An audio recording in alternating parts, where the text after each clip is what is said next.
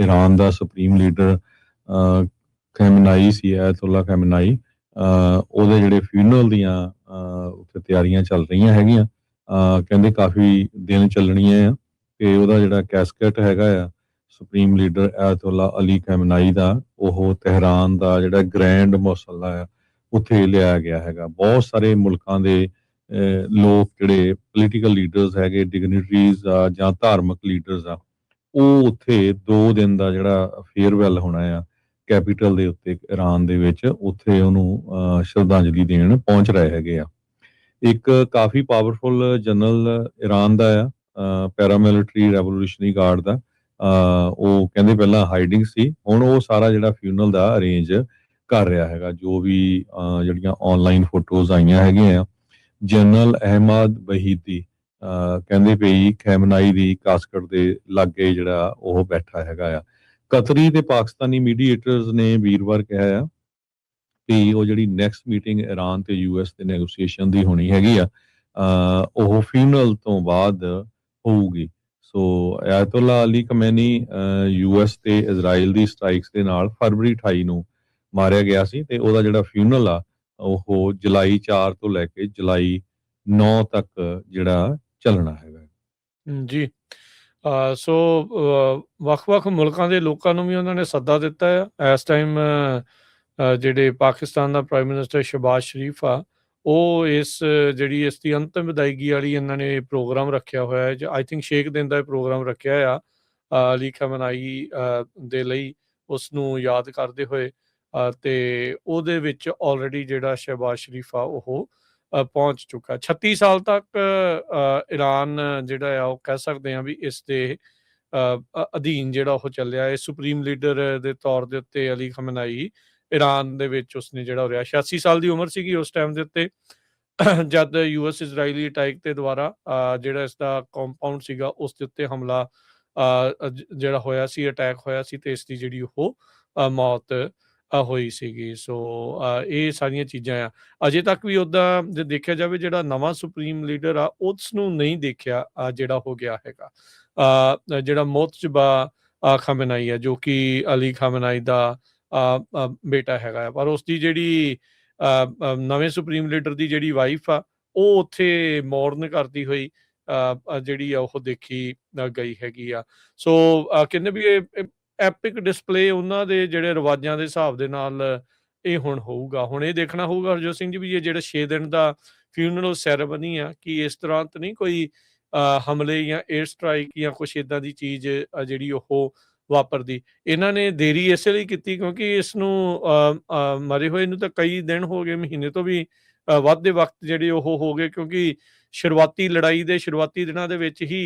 air strike ਦੇ ਨਾਲ ਇਸ ਨੂੰ ਮਾਰ ਦਿੱਤਾ ਜਿਹੜਾ ਹੋ ਗਿਆ ਸੀਗਾ ਸੋ ਇਹ ਹੁਣ ਦੇਖਣਾ ਹੋਊਗਾ ਕਹਿੰਦੇ ਵੀ ਮਿਲੀਅਨਸ ਦੇ ਵਿੱਚ ਲੋਕ ਇਸ ਦਾ ਅਫਸੋਸ ਕਰਨ ਦੇ ਲਈ ਜਿੱਥੇ ਇਹ ਮਸੱਲੇ ਦੇ ਵਿੱਚ ਰੱਖਿਆ ਹੋਇਆ ਆ ਉੱਥੇ ਪਹੁੰਚ ਜਿਹੜੇ ਉਹ ਸਕਦੇ ਹੈਗੇ ਆ ਸੋ ਫਾਰ ਕਹਿ ਸਕਦੇ ਹਾਂ ਵੀ ਇਰਾਕ ਪਾਕਿਸਤਾਨ ਅਰਮੀਨੀਆ ਤਜਾਕਿਸਤਾਨ ਦੇ ਜਿਹੜੇ ਸੀਨੀਅਰ ਲੈਵਲ ਦੇ ਅਧਿਕਾਰੀ ਆ ਉਹ ਇਸ ਜਿਹੜੇ ਫਿਊਨਰਲ ਪ੍ਰੋਸੈਸ਼ਨ ਕਹਿ ਸਕਦੇ ਆ ਇਹਨਾਂ ਦਾ ਖਮਨਾਈ ਦਾ ਉਸ ਦੇ ਵਿੱਚ ਜਿਹੜੇ ਉਹ ਪਹੁੰਚੇ ਆ ਇਸ ਤੋਂ ਇਲਾਵਾ 12 ਹੈੱਡ ਪਾਰਲੀਮੈਂਟ ਦੇ ਜਿਹੜੇ ਕਿ ਮੋਸਟਲੀ ਅਰਬ ਸਟੇਟਾਂ ਤੋਂ ਆ ਉਹਨਾਂ ਨੇ ਵੀ ਜਿਹੜੀ ਇਸ ਦੇ ਵਿੱਚ ਹਿੱਸਾ ਜਿਹੜਾ ਉਹ ਲਿਆ ਹੈਗਾ ਆ ਆਇਤੁੱਲਾ ਜਿਹੜਾ ਖਮਨਾਈ 1999 ਦੇ ਵਿੱਚ IRGC ਦਾ ਲੀਡਰ ਜਿਹੜਾ ਕਾਸਿਮ ਸੁਲੇਮਾਨੀ 2020 ਦੇ ਵਿੱਚ ਜਿਹੜਾ ਉਸ ਟਾਈਮ ਦੇ ਉੱਤੇ ਆਪਾਂ ਨੂੰ ਪਤਾ ਹੈ ਵੀ ਮਾਰਿਆ ਗਿਆ ਸੀਗਾ ਜਦੋਂ ਟਰੰਪ ਹੁਣਾਂ ਨੇ ਉਸ ਦੇ ਉੱਤੇ ਇੱਕ ਹਮਲਾ ਕੀਤਾ ਸੀਗਾ ਜਦੋਂ ਸੁਲੇਮਾਨੀ ਨੂੰ ਜਿਹੜਾ ਉਹ ਮਾਰਿਆ ਸੀਗਾ ਸੋ ਈਰਾਨ ਦਾ ਜਿਹੜਾ ਪਹਿਲਾ ਵਾਈਸ ਪ੍ਰੈਜ਼ੀਡੈਂਟ ਸੀਗਾ ਮੁਹੰਮਦ ਰਜ਼ਾ ਅਰੀਫ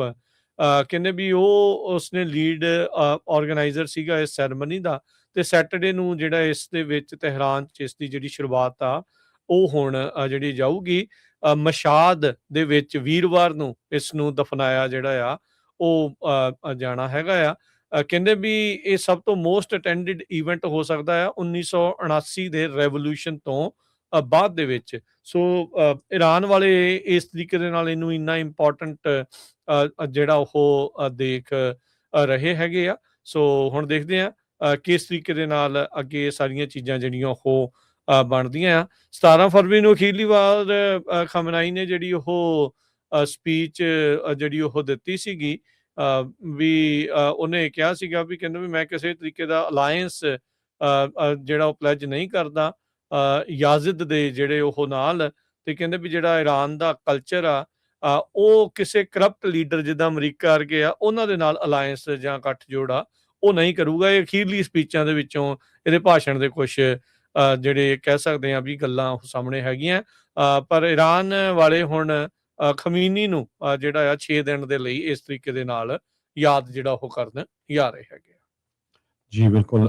ਇਸ ਤੋਂ ਬਿਨਾਂ ਪਾਕਿਸਤਾਨੀ ਪ੍ਰਾਈਮ ਮਿਨਿਸਟਰ ਉਹ ਖੈਮਨਾਈ ਦੇ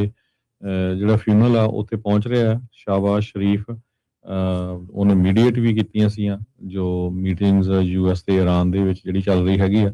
ਈਰਾਨ ਰੈਵੋਲੂਸ਼ਨਰੀ ਗਾਰਡ ਦੇ ਚੀਫ ਨੇ ਕਿਹਾ ਵੀ ਈਰਾਨ ਦੇ ਜਿਹੜੇ ਐਨਮੀਜ਼ ਆ ਉਹ ਆਪਣੇ ਸੁਪਨਿਆਂ 'ਚ ਹੀ ਸੋਚ ਸਕਦੇ ਆ ਵੀ ਈਰਾਨ